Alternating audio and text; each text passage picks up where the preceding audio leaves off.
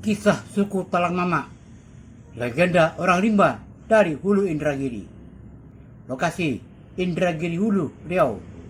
Ciri khas semi nomaden, sudah mengenal ladang dan bertani sederhana, memiliki struktur adat dan kepemimpinan tradisional, masih kuat menjalankan kepercayaan leluhur.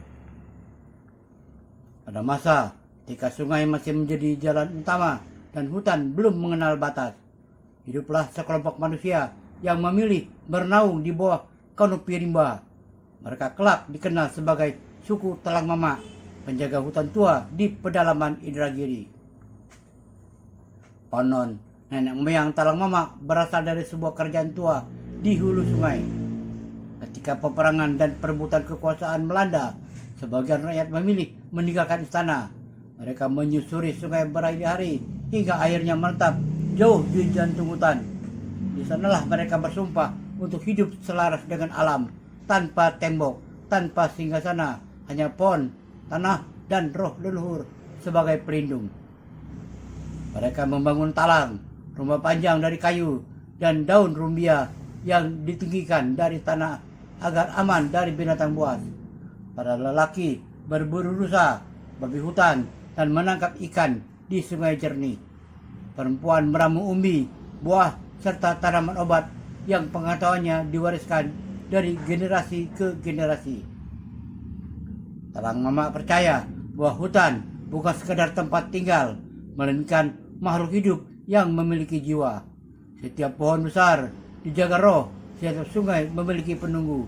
Karena itu, sebelum menebang pohon atau membuka ladang, mereka selalu melakukan upacara adat, meminta izin agar alam tidak murka. Di antara mereka ada seorang pemimpin adat yang disebut Batin. Batin bukan raja, melainkan penjaga keseimbangan, penghubung antara manusia, alam, dan arwah nenek moyang. Setiap keputusan penting diambil melalui musyawarah, sebab bagi Talang Mama, kebersamaan lebih berharga daripada kekuasaan. Namun, waktu berjalan, dunia luar perlahan mendekat. Jalan dibuka, hutan ditebang, sungai menjadi keruh. Banyak Talang Mama terpaksa berpindah lebih jauh ke dalam rimba, mempertahankan cara hidup yang telah diwariskan berabad-abad. Hingga kini, suku Talang Mama masih hidup. Sebagian menetap, sebagian tetap berladang berpindah. Mereka adalah saksi hidup masa lalu, pengingat bahwa manusia pernah hidup tanpa menguasai alam, melainkan bersahabat dengannya. Dan selama hutan masih berbisik oleh angin, selama sungai masih mengalir dari hulu Indragiri, nama Talang Mama akan terus hidup sebagai penjaga sunyi rimba Sumatera. Penjaga suli Talang Mama. Hutan di hulu Indragiri selalu memulai pagi dengan kabut. Ia turun perlahan dari pucuk-pucuk meranti, merayap di antara akar-akar besar, lalu menggantung di udara seperti napas panjang yang belum dilepaskan. Di sanalah, di antara desir daun dan bunyi serangga yang tidak pernah benar-benar tidur, hidup orang-orang Talang Mama, penjaga sunyi rimba yang telah berabad-abad memilih berjalan seiring alam. Bujang Laman terbangun ketika embun masih berat di ujung daun. Ia mendengar suara sungai dari kejauhan, lirih namun setia, seperti suara ibu yang memanggil dari dapur. Dari tai talang yang terbuat dari papan-papan besar, ia bangkit meraih tombak, lalu menyingkap tirai daun rumbia. Udara dingin menyergap, menyentuh kulitnya yang legam. Hari ini, Bujang Laman akan ikut berburu bersama ayahnya. Ya, bukan berburu biasa. Ini adalah perburuan pertama yang diizinkan Batin. Setelah upacara kecil semalam, di hadapan api yang menyala rendah, Batin menyebut nama-nama leluhur, memercikkan air sungai, dan memohon izin pada hutan agar memberi secukupnya, tidak lebih, tidak kurang. Ambil sepenuhnya, pesan ayahnya, rantau tua, sambil mengikat jimat dari anyaman rotan di pergelangan tangan Bujang Laman. Hutan akan marah jika kita tamak. Bujang Laman mengangguk. Sejak kecil dia diajari bahwa setiap pohon punya penunggu. Setiap tikungan sungai menyimpan cerita.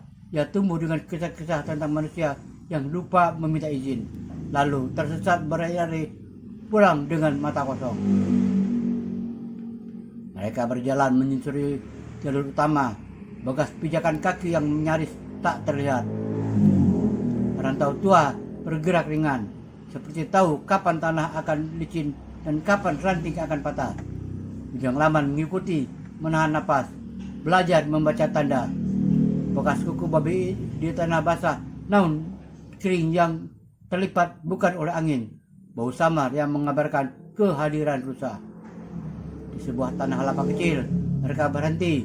Rantau tua berlutut menyentuh tanah, lalu menutup mata sejenak. Bujang Laman tahu ayahnya sedang berbicara, bukan pada manusia. Ketika anak panah dilepaskan, semua terjadi cepat. Rusa itu roboh dengan suara tumpul. Bujang Laman merasakan campur aduk, bangga, takut, dan haru. Rantau tua segera mendekat, meletakkan tangan di kepala rusa, berbisik pelan, dan mengucapkan terima kasih. Mereka membawa pulang daging secukupnya. Sisanya mereka biarkan untuk hutan. Kampung Talang menyambut mereka dengan asap tipis dan tawa anak-anak. Perempuan-perempuan menumbuk padi hutan. Sementara para tetua duduk melingkar. Batin, lelaki tua dengan mata setajam mata elang, memanggil Bujang Laman. Kau sudah belajar mendengar? Tanya Batin. Mendengar apa? Yang tidak bersuara.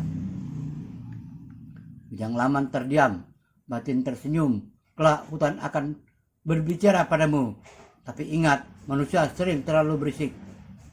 Malam itu, cerita lama kembali bergalir tentang leluhur yang meninggalkan istana, tentang sumpah hidup selaras, tentang talang pertama yang dibangun di atas tanah yang kini mereka pijak.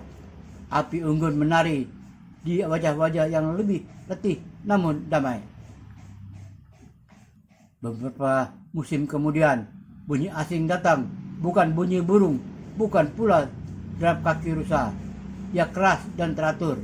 Dari balik pepohonan, orang-orang Talang Mamak melihat benda-benda besi bergerak, membuka jalan, menumbangkan pohon-pohon besar tanpa upacara. Hutan menangis. Batin memanggil musyawarah. Wajah-wajah cemas mengelilingi api. Ada yang ingin pindah lebih jauh ke dalam, ada yang ingin bertahan. Jika kita lari, hutan yang sakit akan ditinggalkan, kata rantau tua. Jika kita bertahan, kita bisa terluka, sahut yang lain. Bujang Laman mendengar detak jantungnya sendiri. Untuk pertama kalinya, ia merasakan hutan bicara, bukan dengan kata, melainkan dengan diri yang merambat. Malam berikutnya, Bujang Laman bermimpi. Ia melihat sungai mengering, ikan-ikan tergeletak, pohon-pohon rebah. Di antara semua itu berdiri seorang perempuan tua berambut akar, matanya cahaya hijau. Jaga, katanya. Bujang Laman terbangun dengan peluh dingin. Ia mencari Batin, menceritakan mimpi itu. Batin mendengarkan tanpa menyela, lalu mengangguk pelan.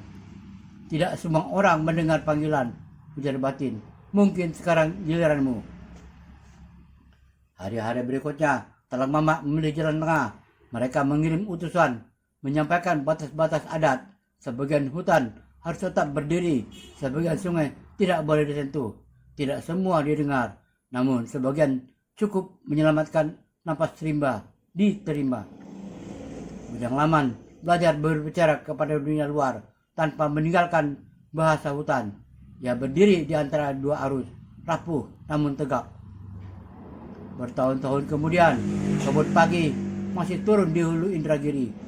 Talang-talang masih berdiri, meski beberapa telah berpindah. Batin lama telah tiada, digantikan yang muda.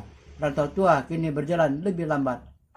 Bujang Laman kini dipanggil Batin Laman, menatap hutan dengan mata yang telah belajar mendengar.